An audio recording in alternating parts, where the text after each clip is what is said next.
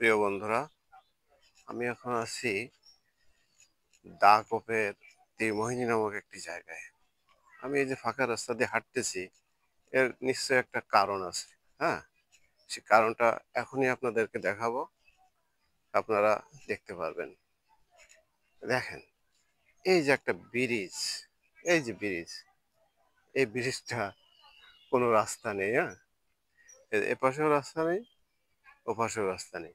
একটি আজব জায়গা। একটু জুম করে দেখাই।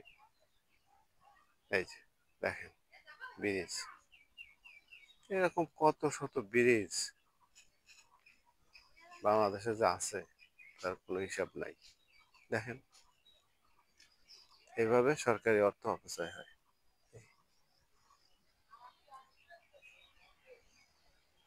এস আমাদের দেশের উন্নয়ন।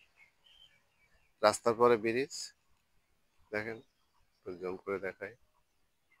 এই দেখেন, এই কি আজব কাণ্ড! ব্রিজ আছে, রাস্তা নেই। এই অথচ এই খালটাকে এখান থেকে বাদ দিতে হয়েছে। এই বাদ, এই পাশে আবার একটা বড় নদী দেখতে পাচ্ছেন। দেখেন, কত সুন্দর জায়গা।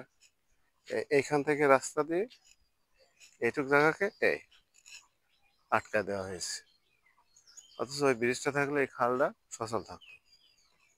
ধন্যবাদ আপনাদের।